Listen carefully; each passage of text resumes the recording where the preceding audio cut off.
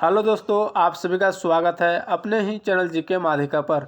दोस्तों, आज के इस वीडियो में 11 जनवरी यानी आज के एसएससी जीडी एग्जाम में पूछे गए फर्स्ट एंड सेकेंड शिफ्ट के 50 जीके क्वेश्चंस का एनालिसिस देखेंगे।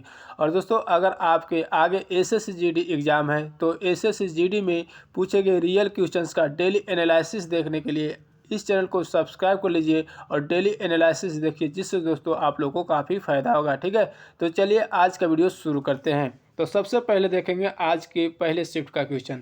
तो दोस्तों, पहला क्वेश्चन है गुजराती नव वर्ष को किस नाम से जाना जाता है। तो गुजराती नव वर्ष को किस नाम से जाना जाता है? बेस्टू वर्ष के नाम से जाना जाता है। ठीक है, अब दोस्तों बेस्टू वर्ष या गुजराती नया साल कार्तिक के महीने में प्रतिपदा तिथि को दिवाली के एक दिन बाद मनाया जाता है। बैसाखी नव वर्ष जो है पंजाब राज्य से संबंध है। ठीक है, आगे देखते हैं। क्वेश्चन है कैल्शियम कार्बोनेट का सूत्र क्या होता है। तो कैल्शियम कार्बोनेट का सूत्र CaCO3 होता है। ठीक है, अगर आपसे क्वेश्चन पूछा जाएगा कि चूना पत्थर का सूत्र क्या होता है, तो चूना पत्थर का भी सूत्र CaCO3 होता है। ठीक है, अब दोस्तों धावन सोडा का रासायनिक सूत्र क्या होता है? NaCO3 10H2O होता है। तो अगर आपसे धावन सोडा का रासायनिक नाम यदि पूछेगा तो सोडियम कार्बोनेट होता है और रासायनिक सूत्र NaCO3 10H2O होता है। और बेकिंग सोडा का NaHCO3 होता है यानी सोडियम बाइकार्बोनेट होता है। ठीक है, कास्टिक सोडा का रासायनिक सूत्र होता है NaOH होता है यानी सोडियम हाइड्रोक्साइड। बूझा चूना CaOH के होल्टवाइज यानी कैल्शियम हाइड्रोक्साइड। बिना बूझा हुआ चूना CaO यानी कैल्शियम ऑक्साइड होता है। तो सभी पॉइंट को ध्यान रखिएगा। ठीक है, आगे देखते हैं। क्वेश्चन पूछा गया है कि फीफा वर्ल्ड कप 2022 कहाँ पर हुआ। तो फीफा वर्ल्ड कप 2022 कहाँ पर हुआ? कतर में हुआ। ठीक है, अब दोस्तों फीफा वर्ल्ड कप 2022 का चैंपियंस टीम कौन सा इस बार रहा है? तो अर्जेंटीना रहा है। ठीक है, उप विजेता फ्रांस रहा है। थर्ड नंबर पर क्रोएशिया रहा है। फोर्थ नंबर पर मोरक्को रहा है। ठीक है, अब दोस्तों फीफा वर्ल्ड कप 2022 में सर्वाधिक गोल करने वाला कौन सा खिलाड़ी है? तो कैलियन एम्बापे है। बेस्ट प्लेयर किसको दिया गया है? तो लियोन मेसी को दिया गया है। बेस्ट यंग प्लेयर इंजो फर्नांडिस को दिया गया है। बेस्ट गोलकीपर एमिलियानो मार्टिनेज को दिया गया है। फेयर प्ले अवार्ड इंग्लैंड को दिया गया है। ठीक है, तो सभी को ध्यान रखिएगा। ठीक है, अगला क्वेश्चन देखते हैं। क्वेश्चन पूछा गया कि गांधी इरविन समझौता कब और कितने सूत्रीय मांगों पर हुआ था। तो गांधी इरविन समझौता जो है 5 मार्च 1931 को लंदन द्वितीय गोलमेज सम्मेलन के पूर्व महात्मा गांधी और वायसराय लॉर्ड इरविन के बीच एक राजनीतिक समझौता हुआ था, जिसे गांधी इरविन समझौता कहते हैं। ठीक है, तो क्वेश्चन पूछा था क्या कि गांधी इरविन समझौता कब हुआ? तो इसका सही आंसर हो जाएगा 5 मार्च 1931। और कितने सूत्रीय मांगों पर हुआ था? तो 11 सूत्रीय मांगों पर हुआ था। ठीक है, अगला प्रश्न देखते हैं। क्वेश्चन पूछा गया मिनिस्टर ऑफ एजुकेशन यानी minister of education and minister of skill development and enterprises यानी मिनिस्टर ऑफ एजुकेशन यानी शिक्षा मंत्री वर्तमान में कौन है? धर्मेंद्र प्रधान है। ठीक है, अगला प्रश्न देखते हैं। मोहन बगान ग्राउंड फुटबॉल स्टेडियम कहाँ पर है? तो मोहन बगान फुटबॉल ग्राउंड स्टेडियम कहाँ पर है? कोलकाता इसका सही आंसर हो जाएगा। ठीक है, कोलकाता में है। ठीक है, अगर आपसे क्वेश्चन पूछा जाएगा कि मोहन बगान एथलेटिक क्लब कहाँ पर है? तो पश्चिम बंगाल में है। और कब स्थापना किया गया था? तो 1889 में किया गया था। तो इसको भी ध्यान रखिएगा। ठीक है, आगे देखते हैं। क्वेश्चन पूछा गया कि 1992 में पद्म भूषण और 2003 में पद्म विभूषण के सबसे कम उम्र के प्राप्तकर्ता कौन है? तो सोनल मालसिंह है, जो भारतनाट्यम और ओडिसी से संबंध है। ठीक है, अब दोस्तों एक्स्ट्रा पॉइंट ध्यान रखिएगा जो आपसे एग्जाम में पूछ सकता है कि भारत रत्न प्राप्तकर्ता सबसे जुआ 2014 में क्रिकेटर सचिन तेंदुलकर को दिया गया था। ठीक है, आगे देखते हैं। क्वेश्चन पूछा गया कि विटामिन B1 का रासायनिक नाम क्या है? तो विटामिन B1 का रासायनिक नाम थायमिन होता है। तो इसका सही आंसर थायमिन हो जाएगा। ठीक है, अब दोस्तों अगर आपसे आगे एग्जाम में पूछा जाएगा विटामिन A विटामिन B1, तो आप लोग ध्यान रखिएगा कि विटामिन A का रासायनिक नाम रेटिनॉल होता है, जिससे विटामिन A की कमी से होने वाला रोग रतौंधी होता है और जेरोफ्थैल्मिया होता है। ये दोनों पूछा जाता है। ठीक है, जेरोफ्थैल्मिया जो है किसके कमी से होता है? तो विटामिन ए की कमी से होता है। रतौंधी जो है विटामिन ए की कमी से होता है। विटामिन B1 थायमिन रासायनिक नाम है, बेरी बेरीज रोग होता है। ठीक है। विटामिन B2 राइबोफ्लोविन इसका रासायनिक नाम है। इसके कमी से होने वाला रोग त्वचा का फटना, आंखों का लाल होना होता है। ठीक है। विटामिन B3 का रासायनिक नाम होता है नियोसिन होता है। इसके कमी से होने वाला रोग पेलाग्रा है। विटामिन B5 का रासायनिक नाम पैंटोथेनिक अम्ल है।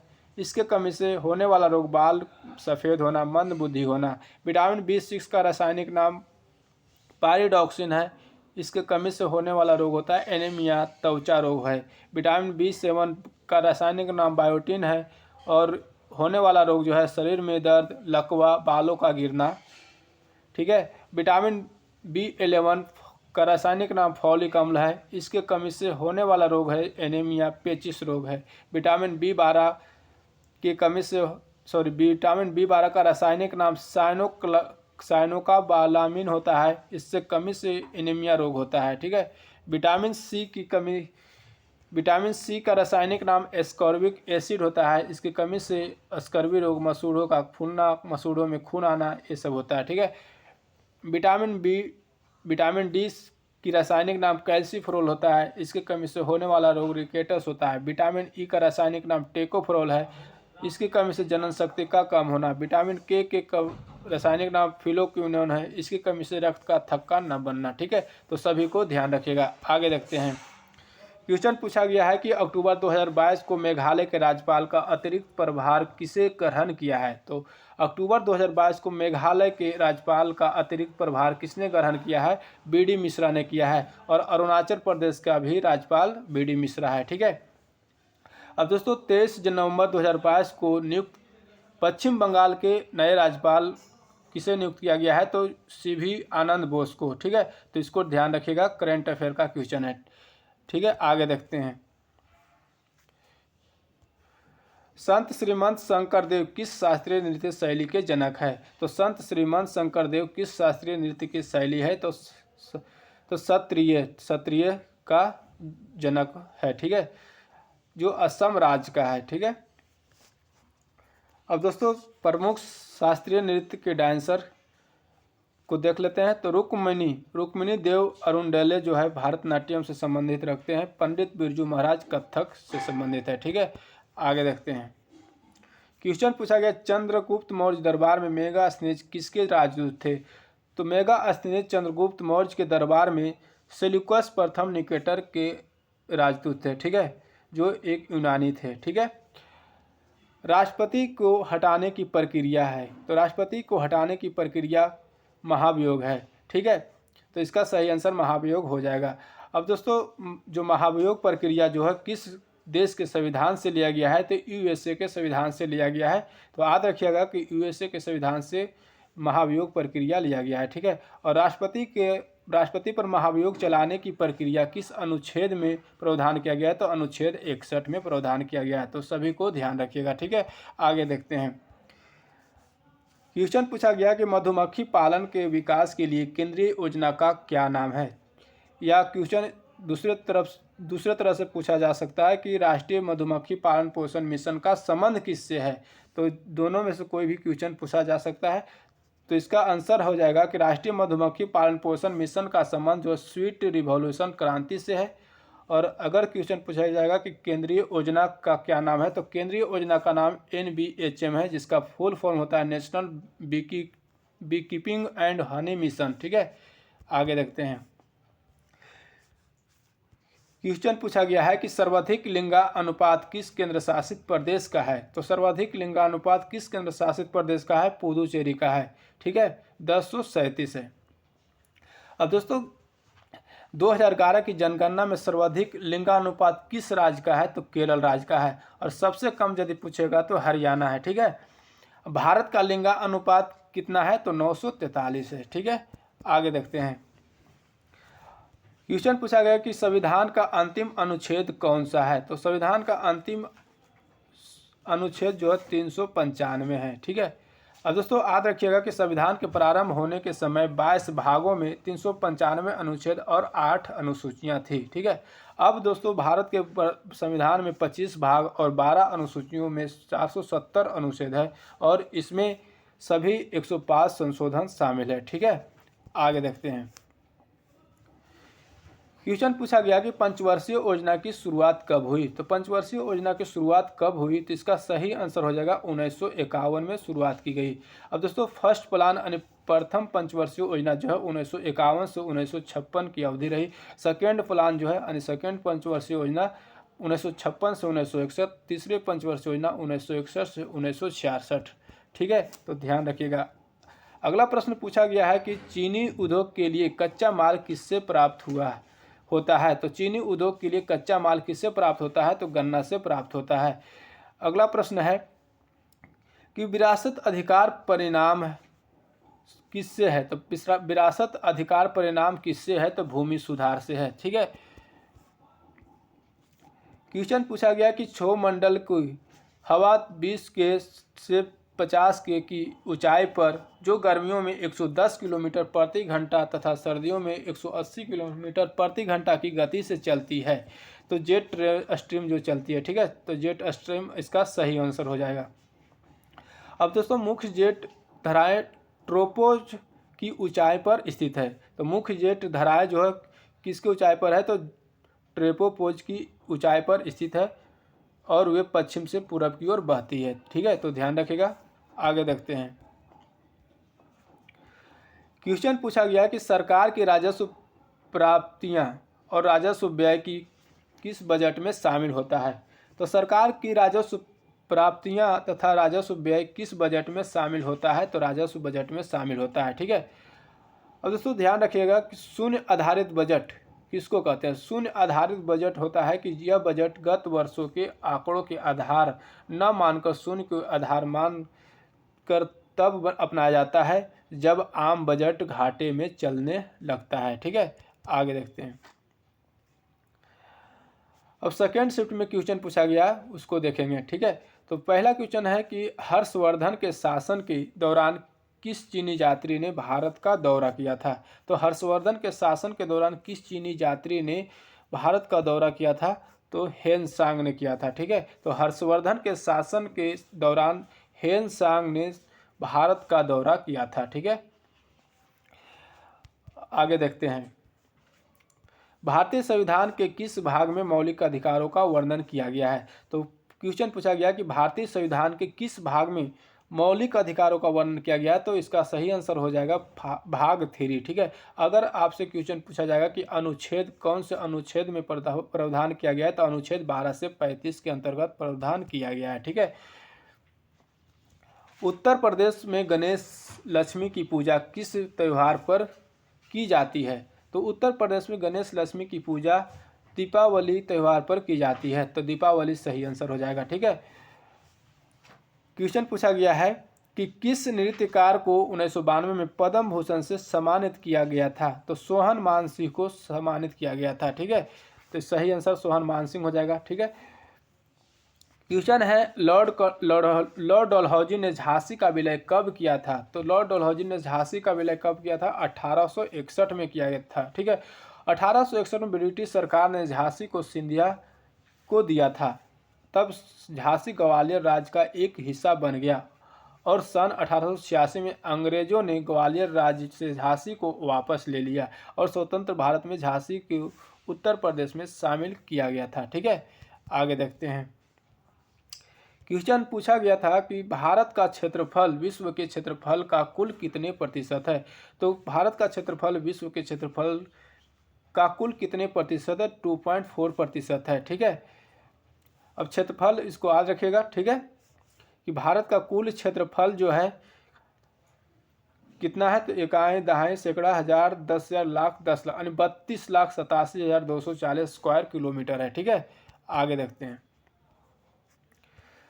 संविधान में मौलिक अधिकार किस भाग में दिए गए हैं। तो अभी क्वेश्चन देखें। ठीक है, कि संविधान में मौलिक अधिकार किस भाग में है, तो भाग 3 में है। और कुल कितने मौलिक अधिकार है, तो 6 मौलिक अधिकार है। याद रखिएगा कि मौलिक अधिकार कितने हैं, 6 है। कौन कौन है, समानता का अधिकार, स्वतंत्रता का अधिकार, शोषण के खिलाफ अधिकार, धर्म के स्वतंत्रता का अधिकार, संस्कृति और शैक्षिक का अधिकार, संवैधानिक उपचार का अधिकार। ठीक है, आगे देखते हैं। लक्ष्य सेन का संबंध किस खेल से है? किस खेल से है? तो लक्ष्य सेन का संबंध जो है बैडमिंटन खेल से है, तो इसका बैडमिंटन सही आंसर हो जाएगा।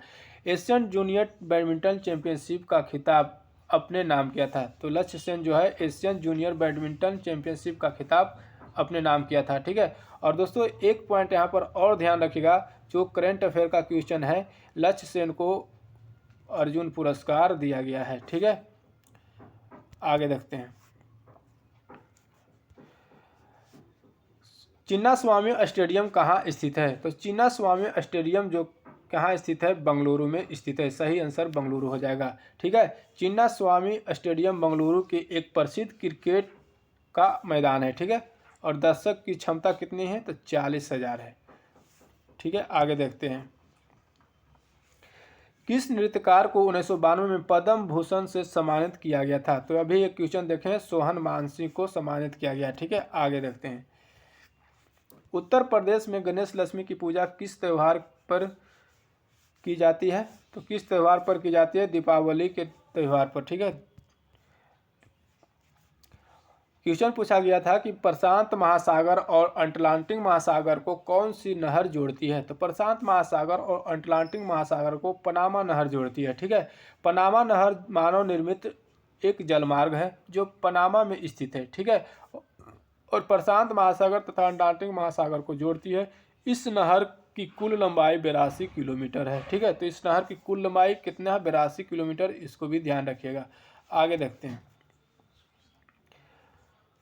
अब दोस्तों हिंदी का क्वेश्चन है, जिस प्रमाण द्वारा सिद्ध न किया जाए, जिसे प्रमाण द्वारा नहीं सिद्ध न किया जाए, उसके लिए सही शब्द क्या होगा? अप्रमेय होगा। ठीक है, अगला प्रश्न पूछा गया था हिंदी में कि अनुसूची का विलोम शब्द पूछा गया था, तो अनुसूची का विलोम शब्द अनुसूची है। ठीक है,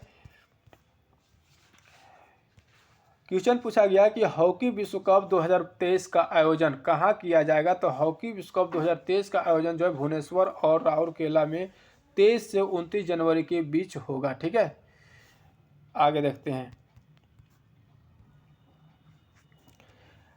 ऐतिहासिक शब्द की शुद्ध वर्तनी क्या है? ऐतिहासिक शब्द की शुद्ध वर्तनी क्या है? तो क्या है इसका? ऐतिहासिक का शुद्ध वर्तनी हो जाएगा ऐतिहासिक, इस तरह से लिखाएगा। ठीक है, आगे देखते हैं। क्वेश्चन पूछा गया था कि प्रधानमंत्री नरेंद्र मोदी ने मेजर ध्यानचंद खेल रत्न विश्वविद्यालय की आधारशिला कहाँ रखी है?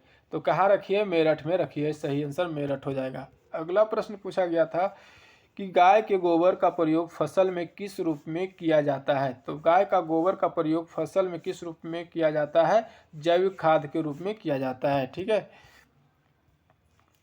सिरके का सूत्र पूछा गया था। सिरके का सूत्र होता है CH3COOH, यानी एसिटिक अम्ल होता है इसका रासायनिक नाम। ठीक है, मुहावरा पूछा गया हिंदी में, बहती गंगा में हाथ धोना। मुहावरे का मतलब है, तो बहती गंगा में हाथ धोना के मतलब होता है किसी अवसर का लाभ उठा लेना। ठीक है, भारत में गरीबी दर कौन जारी करता है? तो भारत में गरीबी दर कौन जारी करता है? नीति आयोग जारी करता है। ठीक है, अब दोस्तों आपसे एग्जाम में क्वेश्चन पूछा जाएगा कि नीति आयोग के अध्यक्ष कौन है? तो नीति आयोग के अध्यक्ष वर्तमान में कौन है? तो भारत यानी देश का प्रधानमंत्री होता है जो नरेंद्र मोदी है। ठीक है, तो नरेंद्र मोदी इसका अध्यक्ष है। उपाध्यक्ष यदि पूछेगा तो सुमन बेरी है। उपाध्यक्ष जो है सुमन बेरी है। ठीक है, सुमन बेरी है। ठीक है, और नीति आयोग की स्थापना कब किया गया था? तो 1 जनवरी 2015 को स्थापना किया गया था। ठीक है, तो सभी पॉइंट को ध्यान रखिएगा। आगे देखते हैं। किस धातु पर हरे कलर की परत चढ़ जाती है? तो तांबे यानी कॉपर पर। ठीक है, आगे देखते हैं। तो दोस्तों आज के फर्स्ट एंड सेकेंड शिफ्ट का एनालिसिस देख लिए 15 क्वेश्चन, टोटल 15 प्लस क्वेश्चन देखे हैं। और दोस्तों यदि वीडियो अच्छा लगा तो लाइक करिए और चैनल पर नए तो चैनल को सब्सक्राइब करके बेल आइकन दबा लीजिएगा। ठीक है, जय हिंद।